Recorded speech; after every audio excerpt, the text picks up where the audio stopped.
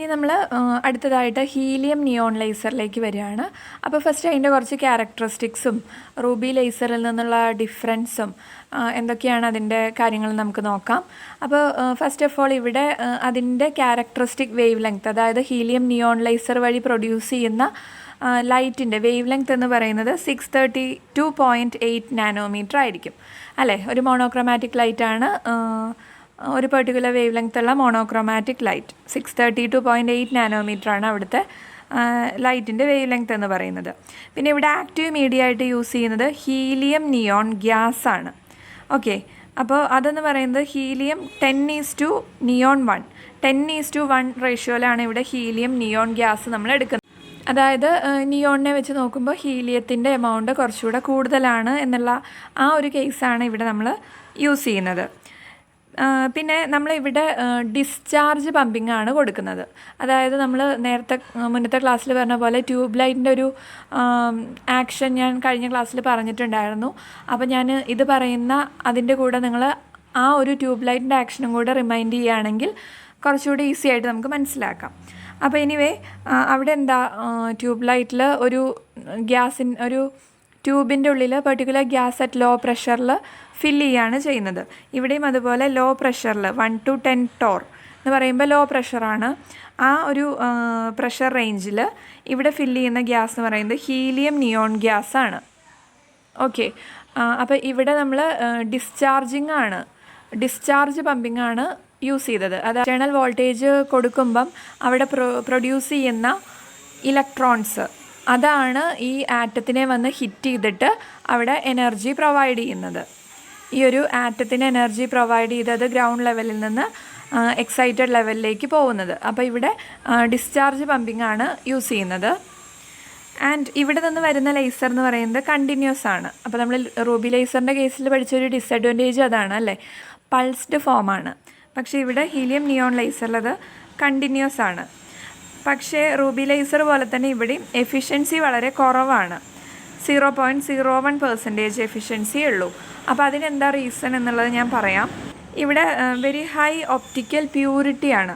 അപ്പോൾ അതിന് കാരണം എന്താണെന്ന് വെച്ചിട്ടുണ്ടെങ്കിൽ ഇവിടെ നമ്മൾ ആ വേവ് ഫങ്ഷൻസിൻ്റെ ഓവർലാപ്പിംഗ് അവിടെ കുറയുന്നത് കൊണ്ട് എന്തുണ്ടാവും, അവിടെ ഡിസ്റ്റർബൻസ് കുറയുകയാണ് ചെയ്യുന്നത്. അതുകൊണ്ട് തന്നെ അവിടെ ഹൈ ഒപ്റ്റിക്കൽ പ്യൂരിറ്റി ഉള്ള ലൈറ്റായിരിക്കും പ്രൊഡ്യൂസ് ചെയ്യുക. അതായത് നമുക്ക് വളരെ ക്ലിയർ ആയിട്ടുള്ള പെർഫെക്റ്റ് ആയിട്ടുള്ള ലൈറ്റാണ് അവിടെ കിട്ടുന്നത്. പക്ഷേ in the case of semi conductor laser നിങ്ങൾക്ക് ഡീറ്റെയിൽ ആയിട്ട് പഠിക്കാനില്ല, എന്നാലും അവിടെ കുറച്ചുകൂടെ ഈ വേവ് ഫങ്ഷൻസ് ഓവർലാപ്പ് ചെയ്യുന്നത് കൊണ്ട് അവിടുത്തെ നമുക്ക് പ്രൊഡ്യൂസ് ചെയ്യുന്ന ലേസർ ലൈറ്റ് എന്ന് പറയുന്നത് ക്രിസ്റ്റൽ ക്ലിയർ ആയിരിക്കില്ല. അതായത് ഒരു പെർഫെക്റ്റ് അല്ല, നമ്മൾ ഒരു ഡൈവേർജൻസ് ഉണ്ടായിരിക്കും. അതായത് ഡിസ്റ്റൻസ് കൂടുന്തോറും അതിൻ്റെ ക്വാളിറ്റി കുറയാൻ തുടങ്ങും ഡയോഡ് ലേസറിൻ്റെ കേസിൽ. പക്ഷേ ഇവിടെ നല്ല ഹൈ പ്യൂരിറ്റി ഉള്ള ഒപ്റ്റിക്കൽ ലൈറ്റാണ് കിട്ടുന്നത്. ഡിസ്റ്റൻസ് കൂടിയാലും അതിൻ്റെ ക്വാളിറ്റിക്കൊന്നും വലിയ ചേഞ്ച് ഇല്ല, ഡൈവേർജൻസ് അധികം ഉണ്ടാവില്ല, വളരെ പെർഫെക്റ്റ് ക്ലിയർ ആയിട്ടുള്ള ഒരു ലൈറ്റാണ് കിട്ടുക. അതാണ് നമ്മൾ വെരി ഒപ്റ്റിക്കൽ പ്യൂരിറ്റി എന്ന് ഉദ്ദേശിക്കുന്നത്. നമ്മൾ നേരത്തെ കേസിൽ പറഞ്ഞു അവിടെ പവർ, അതായത് എനർജി ബൈ ടൈം പവർ ഭയങ്കര കൂടുതലായിരുന്നു എന്ന് പറഞ്ഞു. പക്ഷേ ഇവിടെ കമ്പയറിങ് ടു ദാറ്റ് പവർ കുറച്ച് കുറവായിരിക്കും എന്നുള്ളത് ഇതിൻ്റെ ഒരു ഡിസഡ്വാൻറ്റേജ് ആണ്. അപ്പോൾ ഇവിടെ ഒപ്റ്റിക്കൽ പ്യൂരിറ്റിയുടെ കാര്യം പറയുമ്പോൾ നമ്മൾ പറയാനുള്ളത് ഇവിടെ ഹീലിയം നിയോൺ എന്ന് പറയുന്നത് ഈ ഒരു റേഷ്യോയിലല്ലേ. പക്ഷേ നിയോൺ വളരെ കുറവാണ്. പക്ഷേ ഇവിടെ ഹീലിയം നിയോൺ കൺസിഡർ ചെയ്യുമ്പോൾ നിയോണാണ് ഇവിടുത്തെ ആക്റ്റീവ് മെറ്റീരിയൽ. ഓക്കെ, നിയോണിനാണ് ആക്ടിവിറ്റി കൂടുതൽ, ലേസിങ് ആക്ഷൻ കൂടുതലുള്ളത് നിയോണിനാണ്. പക്ഷേ നിയോൺ എന്ന് പറയുന്നത് ഇവിടെ ഒരു റെയർ ഗ്യാസ് ആണ്. ഇത് 10:1, അതായത് നിയോൺ വളരെ കുറവാണ്. അതുപോലെ അതിൻ്റെ അറ്റോമിക് നമ്പറും കുറവാണ്. അതുകൊണ്ട് എന്താ, ഇലക്ട്രോണിൻ്റെ നമ്പർ കുറവായിരിക്കും അല്ലേ. അപ്പോൾ ഇലക്ട്രോൺ നമ്പർ കുറയുക എന്ന് വെച്ചിട്ടുണ്ടെങ്കിൽ അവിടുത്തെ ഓരോ എനർജി ലെവൽസ് തമ്മിലുള്ള ഓവർലാപ്പിംഗ് കുറവായിരിക്കും. അതായത് ഇലക്ട്രോൺസിൻ്റെ വേവ് ഫങ്ഷൻസ് തമ്മിൽ ഓവർലാപ്പ് ചെയ്യുന്നത് കുറവായിരിക്കും. നമ്പർ ഓഫ് ഇലക്ട്രോൺസ് കുറയുമ്പം അവിടെ ഇലക്ട്രോൺസിൻ്റെ വേവ് ഫങ്ഷൻസിൻ്റെ ഓവർലാപ്പിങ്ങും കുറയില്ലേ. അപ്പോൾ നമുക്ക് എന്താണെന്ന് വെച്ചിട്ടുണ്ടെങ്കിൽ ഈ എനർജി ലെവൽസ് അല്ലെങ്കിൽ എനർജി ബാൻഡ്സ് നമുക്ക് ക്ലിയർ ആയിട്ട് ഡിസ്റ്റിങ്ക്റ്റ് ചെയ്യാൻ പറ്റും, ക്ലിയർ ആയിട്ട് കാണാൻ പറ്റും. ഇപ്പോൾ ഒരുപാട് നമ്പർ ഓഫ് ഇലക്ട്രോൺസ് ഉള്ള, വലിയ അറ്റോമിക് നമ്പറുള്ള ഒരുപാട് നമ്പർ ഓഫ് ഇലക്ട്രോൺസ് ഉള്ള ആറ്റത്തിൻ്റെ കേസിൽ അവിടുത്തെ എനർജി ലെവൽസൊക്കെ പരസ്പരം ഓവർലാപ്പ് ചെയ്ത് കിടക്കുകയായിരിക്കും. ബിക്കോസ് ഈ ഇലക്ട്രോൺസിന് വേവ് ഫങ്ഷൻസ് ഉണ്ട്. അപ്പോൾ അടുത്തടുത്ത ഇലക്ട്രോൺസ് ഇങ്ങനെ അടുത്തടുത്ത് കിടക്കുമ്പോൾ ആ വേവ് ഫങ്ഷൻസ് തമ്മിൽ പരസ്പരം ഓവർലാപ്പ് ചെയ്തിട്ട് നമുക്ക് എനർജി ലെവൽസിനെ ഡിസ്റ്റിങ്ക്റ്റ് ചെയ്യാൻ ബുദ്ധിമുട്ടായിരിക്കും. പക്ഷേ here in the case of neon atomic number കുറവാണ്, അതുകൊണ്ട് ഇലക്ട്രോൺസിൻ്റെ നമ്പർ കുറവാണ്, അതുകൊണ്ട് വേവ് ഫങ്ഷൻസ് ഓവർലാപ്പ് ചെയ്യുന്നതും കുറവായിരിക്കും. അപ്പം നമുക്ക് ക്ലിയർ ആയിട്ട് എനർജി ലെവൽസിനെ ഡിസ്റ്റിങ്ക്റ്റ് ചെയ്യാൻ പറ്റും. അവിടെ ഒരു ബ്രോഡനിങ് ഇല്ലാതെ നമുക്ക് ഡിസ്റ്റിങ്ക്റ്റ് ചെയ്യാൻ പറ്റുന്നത് കൊണ്ടാണ് അവിടെ ഒപ്റ്റിക്കൽ പ്യൂരിറ്റി കിട്ടുന്നത്, ഡൈവേർജൻസ് കുറയുന്നത്. വേവ് ഫങ്ഷൻസിൻ്റെ ഓവർലാപ്പിംഗ് കുറയാന്ന് വെച്ചിട്ടുണ്ടെങ്കിൽ അവിടെ ഡൈവേർജൻസ് കുറയാന്നാണ് പറയുന്നത്. ഓക്കെ, അപ്പോൾ അവിടെ നമുക്ക് ഒപ്റ്റിക്കൽ പ്യൂരിറ്റി കിട്ടുന്നത് അതുകൊണ്ടും കൂടെ ആണെന്നുള്ളത് നമുക്ക് പറയാൻ പറ്റും. പക്ഷേ in the case of semi conductor laser അവിടെ ഇലക്ട്രോൺ നമ്പർ കൂടുതലായിരിക്കും, ഓവർലാപ്പിംഗ് കൂടുതലായിരിക്കും, അതുകൊണ്ട് ഡൈവേർജൻസ് കൂടുതലായിരിക്കും. സോ ഒപ്റ്റിക്കൽ പ്യൂരിറ്റി കുറവായിരിക്കും in the case of semi conductor laser. Okay, അത് നമുക്ക് പഠിക്കാനില്ല കമ്പയറിങ് ടു ഹിയർ. അപ്പോൾ നമുക്ക് ഹീലിയം നിയോൺ ലേസറാണ് ഒപ്റ്റിക്കൽ പ്യൂരിറ്റിയുടെ കേസിൽ അഡ്വാൻറ്റേജ്, വളരെ നല്ലത്. ഓക്കെ, അപ്പോൾ നേരത്തെ പറഞ്ഞൊരു കാര്യം കൂടെ ഇവിടെ ജസ്റ്റ് ആഡ് ചെയ്തതാണ്. അതായത് ഡിസ്ചാർജ് പമ്പിംഗ് ആണ് ഇവിടെ യൂസ് ചെയ്യുന്നതെന്ന് പറഞ്ഞു. നമ്മൾ ട്യൂബ് ലൈറ്റിലും അങ്ങനെ തന്നെ ആയിരുന്നു. എന്താണ് ഡിസ്ചാർജ് പമ്പിംഗ് എന്നൊക്കെ നമ്മൾ ഡീറ്റെയിൽ ആയിട്ട് കഴിഞ്ഞ ക്ലാസ്സിൽ പറഞ്ഞില്ലേ. അപ്പോൾ ആ ഒരു ഡിസ്ചാർജ് പമ്പിംഗ് മെത്തേഡ്, അതായത് എനർജി പ്രൊവൈഡ് ചെയ്യുന്നത് ഡിസ്ചാർജ് വഴിയാണ്. ഓക്കെ, അപ്പോൾ അതിനെ നമ്മൾ ഇവിടെ പറയുന്നത് പമ്പ് ട്രാൻസ്ഫർ മെത്തേഡ് എന്നാണ്. ഓക്കെ, പമ്പ് ട്രാൻസ്ഫർ മെത്തേഡ് വഴിയാണ് ഇവിടുത്തെ ഒരു വർക്കിംഗ് എന്ന് പറയുന്നത്. അപ്പോൾ അതെന്താണെന്നുള്ളത് നമുക്ക് വർക്കിംഗ് പറയുമ്പോൾ ഡീറ്റെയിൽ ആയിട്ട് ഇപ്പോൾ നോക്കാം. നമുക്ക് ഈ ഹീലിയം നിയോൺ ലേസറിൻ്റെ energy level diagram and working പറയാം. അപ്പോൾ ഇതാണ് ഹീലിയം ആറ്റത്തിൻ്റെ ഗ്രൗണ്ട് ലെവൽ എന്ന് പറയുന്നത്, ഇത് നിയോൺ ആറ്റത്തിൻ്റെ ഗ്രൗണ്ട് ലെവൽ. ഓക്കെ, അപ്പോൾ ഹീലിയം ആറ്റത്തിന് ഇവിടുത്തെ ലെവൽ ഡിഫറൻസ്, അതായത് എനർജി ഡിഫറൻസ് എന്ന് പറയുന്നത് ഹീലിയം ആറ്റത്തിൻ്റെ കേസിൽ 20.61 ഇലക്ട്രോൺ വോൾട്ടാണ്. അപ്പോൾ അത്രയും എനർജി പ്രൊവൈഡ് ചെയ്തിട്ടുണ്ടെങ്കിൽ ഈ ഹീലിയം ആറ്റത്തിന് ഗ്രൗണ്ട് ലെവലിൽ നിന്ന് എക്സൈറ്റഡ് ലെവലിലേക്ക് പോകാൻ പറ്റും. അപ്പോൾ നമ്മളിവിടെ കൊടുക്കുന്നത് ഡിസ്ചാർജ് പമ്പിംഗ് ആണ്. അപ്പോൾ ഡിസ്ചാർജ് പമ്പിങ്ങിൽ എനർജി എവിടെ നിന്നാണ് കിട്ടുന്നത്? ഇലക്ട്രോൺ. അതായത് ഡിസ്ചാർജ് പമ്പിങ്ങിൽ നമ്മൾ പറഞ്ഞു എക്സ്റ്റേണലി ഒരു വോൾട്ടേജ് കൊടുക്കുമ്പം അവിടെ ഡിസ്ചാർജിങ് സംഭവിക്കും. അങ്ങനെ ഡിസ്ചാർജിങ് സംഭവിച്ചു വരുന്ന ഇലക്ട്രോൺസ്, ഒരു പെർട്ടിക്കുലർ എനർജിയുള്ള ഇലക്ട്രോൺ വന്നിട്ട് നമ്മുടെ ആറ്റത്തിനെ ഹിറ്റ് ചെയ്യും. ഇവിടെ ഹീലിയം നിയോൺ നമ്മുടെ ആറ്റത്തിനെ വന്ന് ഹിറ്റ് ചെയ്യുമ്പം ഇതിൻ്റെ എനർജി ഇതിന് കിട്ടും. അപ്പോൾ എന്തുണ്ടാവും? ഈ നമ്മുടെ ആറ്റം എന്ന് പറയുന്നത് ഗ്രൗണ്ട് സ്റ്റേറ്റിന് എക്സൈറ്റഡിലേക്ക് പോവുകയാണ് ചെയ്യുന്നത്. അതാണ് ഡിസ്ചാർജ് പമ്പിങ്. അപ്പോൾ അവിടെ വരുന്ന എനർജി എന്ന് പറയുന്നത് ഇലക്ട്രോൺ ആണ്. ഓക്കെ, റൂബി ലേസറിൽ അത് ഫോട്ടോൺ ആയിരുന്നു, ഇവിടെ ഇലക്ട്രോൺ ആണ്. അപ്പോൾ ഇലക്ട്രോൺ വിത്ത് പെർട്ടിക്കുലർ ഈ ഒരു എനർജി ഉള്ള ഇലക്ട്രോൺ വന്നിട്ട് ഹീലിയം ആറ്റത്തിനെ ഹിറ്റ് ചെയ്യുമ്പം അത് ഗ്രൗണ്ട് സ്റ്റേറ്റിൽ നിന്ന് എക്സൈറ്റഡ് സ്റ്റേറ്റിലേക്ക് പോയി. ഓക്കെ, ഇനി ഇവിടെ നിയോൺ ആറ്റത്തിൻ്റെ എക്സൈറ്റഡ് എനർജി ലെവൽ അല്ലെങ്കിൽ ഈ ഒരു എനർജി ഡിഫറൻസ് എന്ന് പറയുന്നത് 20.66 ഇലക്ട്രോൺ വോൾട്ടാണ്. അതായത് ഇതിനേക്കാൾ കുറച്ച് കൂടുതലാണ്. ഓക്കെ, അപ്പോൾ ഇവിടെ എന്താ നടക്കുന്നതെന്ന് വെച്ചാൽ ഒരു പെർട്ടിക്കുലർ ഇത്രയും എനർജിയുള്ള ഹീലിയം ആറ്റം ഇപ്പോൾ ഇവിടെ ഇരിക്കുന്നുണ്ട്. അപ്പോൾ ഇതിൻ്റെ കൂടെ ഒരു 0.5 ഇലക്ട്രോൺ വോൾട്ടും കൂടെ കിട്ടുകയാണെങ്കിൽ ഈ നിയോൺ ആറ്റത്തിനെ ഇവിടെ നിന്ന് എക്സൈറ്റ് ചെയ്യാൻ പറ്റും. അപ്പോൾ എന്താണെന്ന് വെച്ചാൽ നിയോൺ ആറ്റത്തിന് ഓൾറെഡി ഒരു തേർമൽ എനർജി ഉണ്ട്, വളരെ മൈന്യൂട്ടായിട്ടുള്ളൊരു തേർമൽ എനർജി ഉണ്ടായിരിക്കും നിയോൺ ആറ്റത്തിന്. അതെന്ന് പറയുന്നത് അപ്രോക്സിമേറ്റ്ലി 0.5 to സംതിങ് ആയിരിക്കും.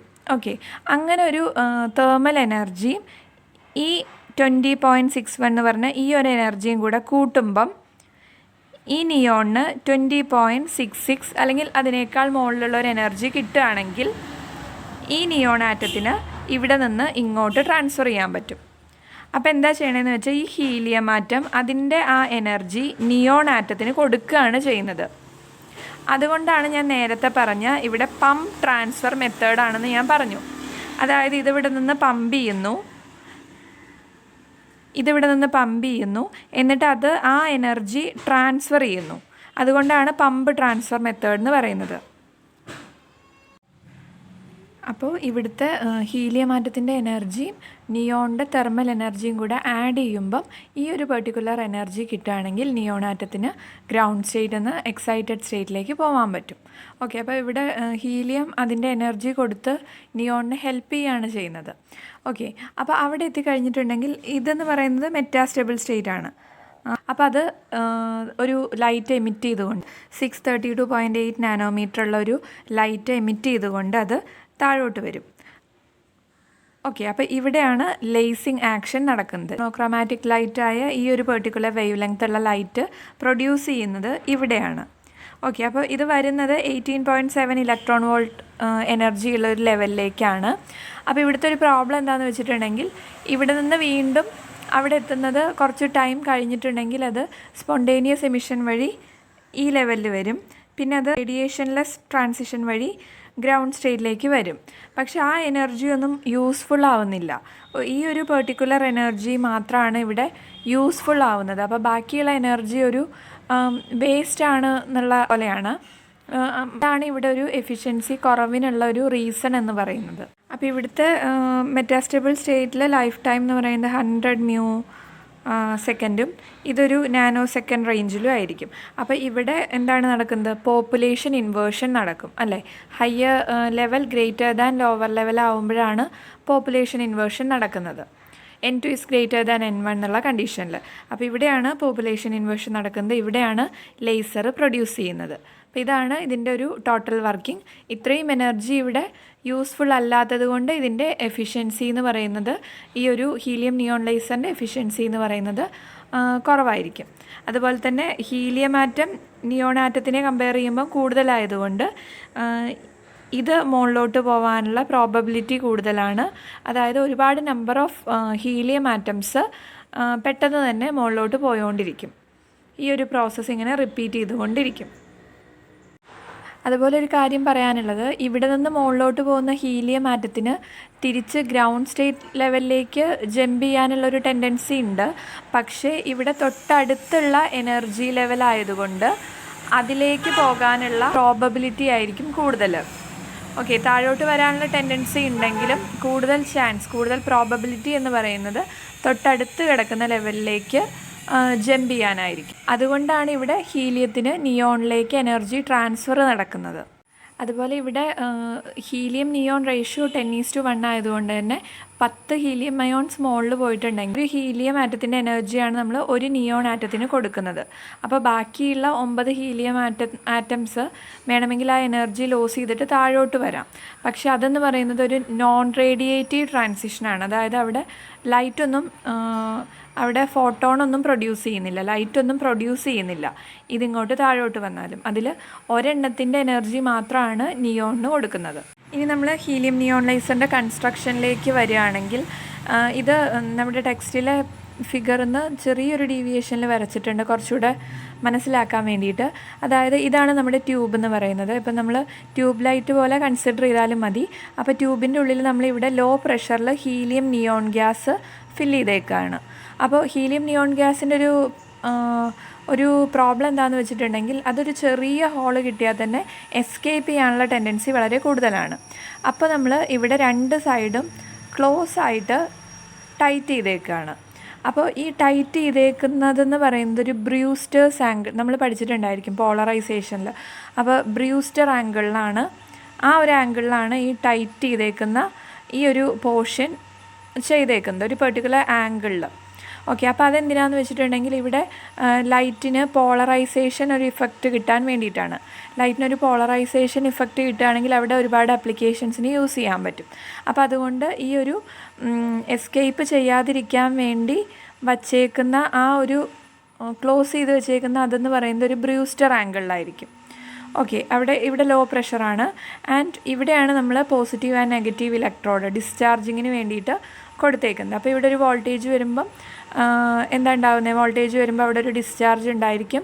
അപ്പോൾ ഡിസ്ചാർജ് വഴി അവിടെ ഇതിനുള്ളിൽ അയോണൈസേഷൻ നടന്നിട്ട് അവിടെ ഇലക്ട്രോൺസ് ആൻഡ് അയോൺസ് പ്രൊഡ്യൂസ് ചെയ്യും.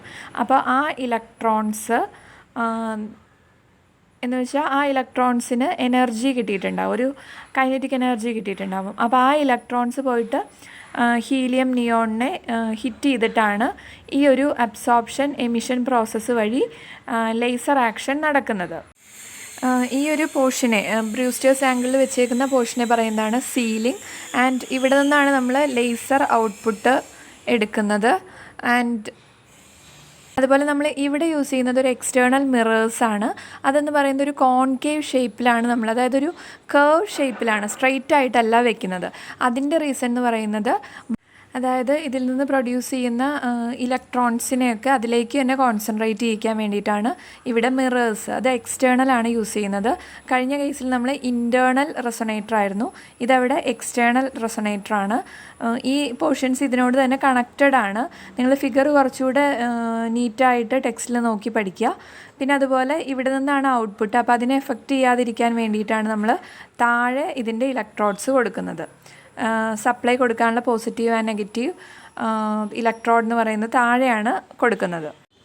ഇവിടെ ഈ മിറർ ആക്ച്വലി ഇതിൻ്റെ ഉള്ളിൽ വരുന്ന 2 പാർട്ടാണ്. അതായത് അത് കേർവ്ഡ് ആണെന്ന് കാണിക്കാൻ വേണ്ടി ഇവിടെ വരച്ചതാണ്.